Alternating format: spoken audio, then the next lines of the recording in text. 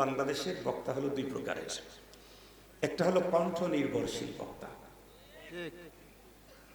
যারা কণ্ঠ নির্ভরশীল এবং বক্তা, তারা যতদিন পর্যন্ত কণ্ঠ থাকে ততদিন পর্যন্ত তাদের মার্কেট বলেন আর বাজার বলেন যা বলেন এটা থাকে। কিন্তু যারা এ দেশে দাওয়াত ইলাল্লাহর কাজ করে, যোগ্য আলেম যদি হয়, তাহলে এ যত বুড়ো হয় তার দাম তত বাড়ে। জ্বলন্ত প্রমাণ শেখুল হাদিস আল্লামা আজিজুল হক রহমাতুল্লাহি আলাইহি। আমি নিজে চোখে দেখেছি, হুজুর ইন্তেকালের 1 বছর আগে গাজীপুর হারিনার মাদ্রাসাতে হুজুর বুখারী শরীফের ইফতিতাহি সবকে অংশগ্রহণ করার জন্য, সবকের শুরু করার জন্য গেলেন।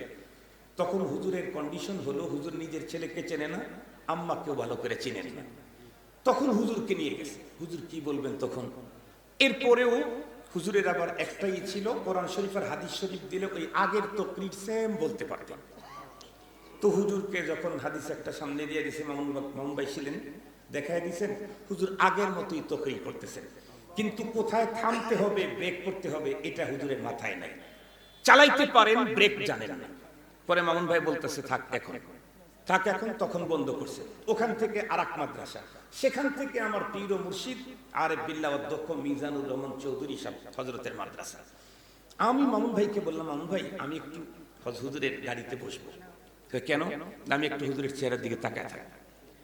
আমি আর মামুন ভাই হুজুর সামনের সিটে, আমরা দুইজন মাঝখানের সিটে। তা আমি যতক্ষণ পর্যন্ত ওই অর্ধদিন, যতক্ষণ পর্যন্ত গাড়ির ভিতরে ছিলাম, সবকে ছিলাম, আর কোনো দিকে তাকাই নাই, শুধু হুজুরের চেহারার দিকে তাকায় তাকায় অনেক হিসাব নিকাশ করতেছি। আল্লাহ এত বড় বাহরুল উলুম আমাদের মাঝ থেকে বিদায় নিয়ে যাবে। আল্লাহ যদি সিস্টেম করে দিতেন জোনার মস্তিষ্কের ইলম মালুমাত গুলা আরেকজনের ওখানে ট্রান্সফার করা, তাহলে কতই না ভালো হইতো, তাহলে জাতি কতই না কিছু পেত। এই নানা রকমের টেনশন ভিতরে আসতেছে।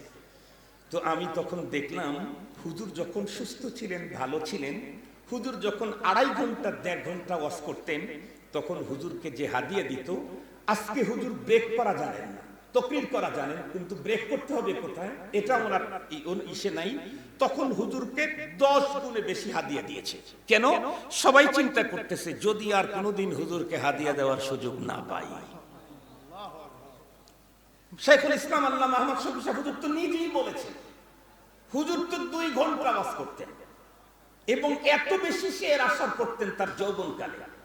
আর ভান্ডারীদের বিরুদ্ধে, বেদাতীদের বিরুদ্ধে তো সিরিয়াস বলতেন হুজুর। তখন হুজুরকে রিক্সা ভাড়াও ঠিক মতো দেয় নাই। হুজুর যখন নিজের পায়ের উপরে ভর করে দাঁড়াইতে পারে না, তখন হুজুরের জন্য হেলিকপ্টার এসে বসে আছে। তাহলে বলেন তো দেখি, বাংলাদেশে 2 রকমের বক্তাই আছে। কোন বক্তা যখন একটু বয়স বেশি হয়ে গেছে, কণ্ঠই হয়ে গেছে, তখন তাকে আর কেউ ডাকে না। কোন বক্তা শব্দ যতই অস্পষ্ট হয়েছে, চাহিদা ততই আরো বেড়ে গেছে। আপনারা দোয়া করেন আমরা যেন শেখুল হাদিস আল্লামা আজিজুল হক আর আহমদ শফি রহমাতুল্লাহের মতো হতে পারি।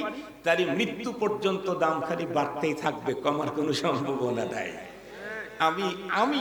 আমাকে আপনাদের সকলকে বলবো, এই ময়দানে যারা আসবো ওনাদের উসুল মেনে ওনাদের মতো হতে পারলে ইনশাআল্লাহ দুনিয়া এবং আখিরাতের কামিয়াবি আমাদের অর্জন হবে। আসসালামু আলাইকুম ওয়া রাহমাতুল্লাহি ওয়া বারাকাতুহু।